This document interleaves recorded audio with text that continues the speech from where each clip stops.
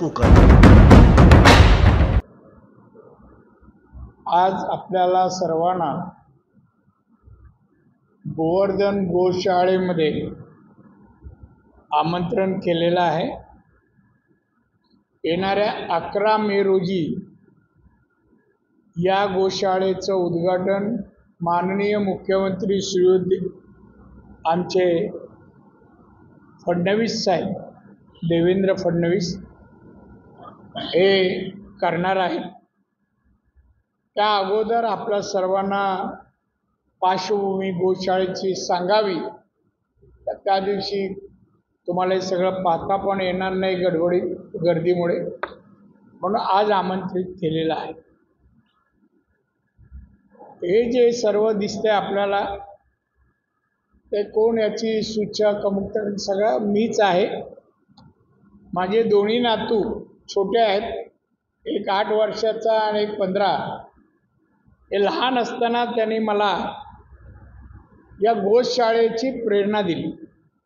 त्यांना गाय प्रिय होती। रोज शाळेत जाताना मुंबईत आईला गाईला चारा दिल्याशिवाय ते म्हणायचे चारा देऊन मी शाळेत जाणार, आतमध्ये एंट्री करणार।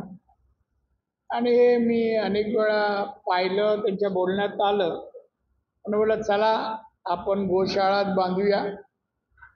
आणि गोशाळा बांधावी संकल्प मी केला असता मी राजस्थान गुजरातमधील अनेक गोशाळा पाहून आलो मागील 3 वर्षात। आणि त्यानंतर या गोशाळा बांधायला घेतली। ही जवळपास 70 एकरमध्ये ही गोशाळा आहे। त्यामध्ये आम्ही 23 एकरमध्ये फक्त गोशाळा आणि बाकी गायींना चाऱ्यासाठी वेगळी जागा सोडली आहे। गोट फार्मिंग आणि पोल्ट्रीसाठी वेगळी जागा सोडली आहे। पण 23 एकरमध्ये आम्ही गोशाळा ही उभारलेली आहे। या गोशाळेचं वैशिष्ट्य म्हणजे नुसती आवड गायीची सेवा एवढंच नाही आहे। कोकणातील आमच्या तरुण तरुणींना, नवीन सर्वच नागरिकांना गाय म्हणजे काय असं म्हणतात। अनेक धर्म, जैन धर्मात तर गायीला देव मानतात, माता म्हणतात। आणि गाय म्हणजे समृद्धी, प्रगती असं त्यांचं मत आहे। ते माझंही मत आहे। मला आकर्षण झालं आणि मी गाय बांधायला घेतली। मी अमोलपासून मी डेअरी मिनिस्टर होतो तेव्हाही मी अमोल आणि देशातल्या मोठ्या मोठ्या डेअरी पाहिल्यात। फ्रान्ससारख्या देशात, इस्रायलसारख्या देशात मी स्वतः गेलेलो आहे। आणि गाई आणि डेअरी आणि दूध व्यवसाय, दुधापासून होणारे बाय प्रोडक्ट हे सगळे पाहिलेलं आहे। त्यामुळे गायीपासून प्रगती आमच्या लोकांना साध्य व्हावी, कोकणी माणसाला त्यातलं ज्ञान लोकांना द्यावं, या हेतूनेच हा केलेला प्रयोग आहे। इथे सगळ्या प्रकारच्या गायी आहेत।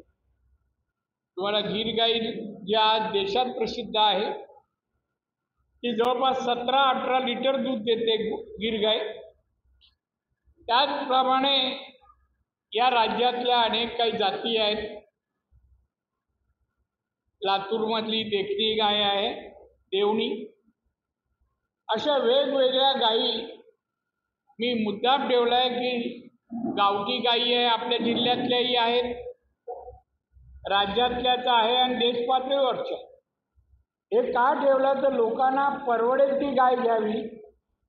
दुधाचं उत्पादन देणारी जर्सी गाय पण आहे। लोकांना ज्याचं तूप आवडतं अशी गीर गाई, तिचं दूध देणारी 17 ते 18 लिटर देणारी गीर गाई आहे।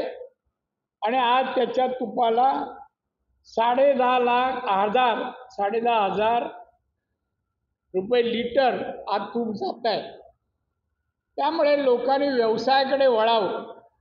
मी हेही ऐकलं आहे की ज्यांना समुद्र किनारा आहे त्यांनी गाईचा किंवा दुधाचा व्यवसाय करावा। या जिल्ह्याला 121 किलोमीटरचा समुद्र किनारा आहे आणि म्हणून याचं प्रबोधन, या व्यवसायाचं आम्ही या समुद्रकिनाऱ्याच्या गावांमध्ये आम्ही करणार आहोत। यापूर्वी प्रयोग मी केला, पहिल्या वेळेला डेअरी मिनिस्टर झालो तेव्हा केंद्र सरकारच्या मदतीने 50% गाई म्हशी देण्याचा प्रयत्न केला। आताही मला हा प्रयत्न पुढे न्यायचा आहे। गायीतून समृद्धी या जिल्ह्याने साध्य करावी, त्याला पर्यटनाची जोडही आहे।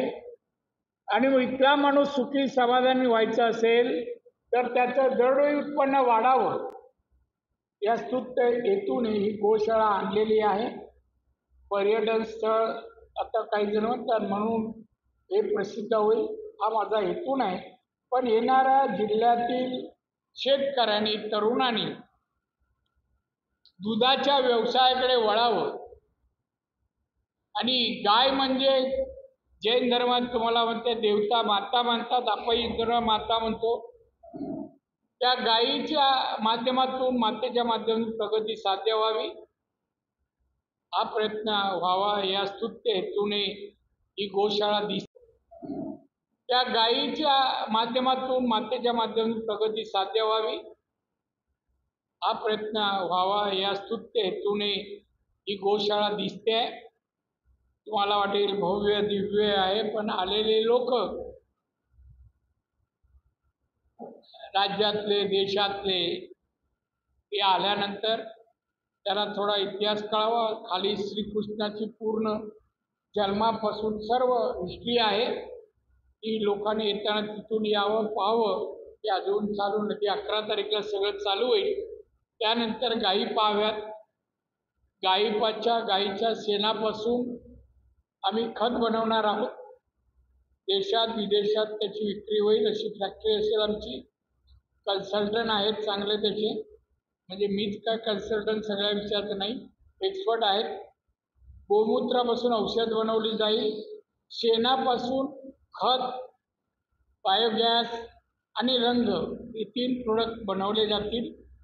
आणि तेही या शेवटी जिथे आपली गाई ठेवण्याचं ठिकाणं बांधले त्याच्या बाजूलाच ते आहे। आणि गाईच्या शेणापासून तसं दुधापासून, चीज बटरपासून दही तूप आईस्क्रीम सगळं बनवलं जाईल इथे, आणि सगळ्याचं मार्केटिंग केलं जाईल। हे बनवलं का जाईल, इथल्या लोकांनी येऊन पाहावं। तूप कसं बनतं, दही कसं बनतं, ताक तर माहिती आहे सगळ्यांना, चीज बटर कसं बनतं, आणि मग ते इथल्या लोकांनी एकत्र येऊन कॉपरेटिव्ह कुठल्या मार्गाने हे सगळं बनवावं, मार्केटिंग करावं, पैसे मिळवावे आणि आर्थिक सुबत्ता गायीच्या दुधापासून किंवा गायीपासून मिळवावी या हेतूने ही गोशाळा आहे, गोमातेची गोशाळा। आणि गायला मी पवित्र गाय मानतो, तिची सेवा माझ्या हस्ते व्हावी या स्तुत्य हेतूने हे मी केलेलं प्रयोजन आहे। आणि त्याचप्रमाणे भाकड जनावर आम्ही घेणार आहोत, गाय असो बैल असो, जे काम संपलं लोक कसाईखान्यात पाठवतात, त्याऐवजी आमच्याकडे सोडल्यास आम्ही हा पुढचा भाग आहे, याच्या मागच्या भागात त्यांना चरायला आणि शेड वगैरे आहे, आतमध्ये पाण्यापिण्याची व्यवस्था आहे आणि त्यांना झोपायला वगैरे पावसाळ्यात शेड आहे। तर अशी भाकड जनावर घेऊन आम्ही त्यांची सेवा करणार, किती आली तरी, 1000 येऊ दे। या जिल्ह्यातली मॅक्झिमम सगळी जनावरं घ्यायचा आम्ही प्रयत्न करतोय। त्यामुळं गाय आणि गायपासूनची जेवढी काही बैल वगैरे असतील त्या सगळ्यांना काही उपयोग नसेल तर इथे आम्ही त्यांना चाऱ्यापासून सगळं त्यांचं खाद्य पाणी आणि निगा राखण्याचं काम करू। आम्ही 2 डॉक्टर ठेवले आहेत इथे, डॉक्टरही आहेत आणि तपासण्याचे आम्ही दवाखाना एका बाजूला आहे। त्यामुळे सगळ्या सुख सोयी या ठिकाणी संवर्धन गायीचं करावं याची या ठिकाणी प्रयोजन केलेलं आहे। तो महामार्ग होत आहे, त्याच्याला काय अडचणी संबंधी कलेक्टरकडे बैठक झाली।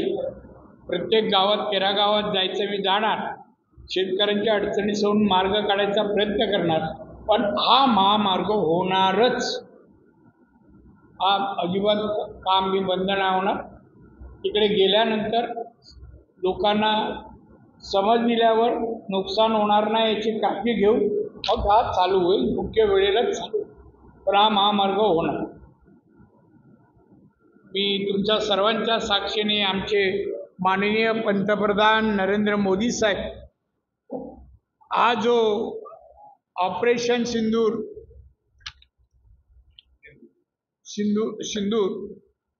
हे आपल्या सैन्याने त्यांचा भाग पाकिस्तानमध्ये अतिरेक्यांचा उद्ध्वस्त केला, त्याबद्दल मी मोदींचं अभिनंदन करतो, आपल्या सैन्याचं अभिनंदन करतो. आणि मी एकच म्हणेन, अपेक्षेप्रमाणे माननीय मोदी साहेबांनी ही कारवाई केली, त्याबद्दल त्यांच्याबद्दल मला अभिमान वाटतो. महाराष्ट्रातील न्यूज अपडेट्ससाठी लाईक करा, फॉलो करा आणि सबस्क्राईब करा महाराष्ट्र माझा डिजिटल न्यूज चॅनल.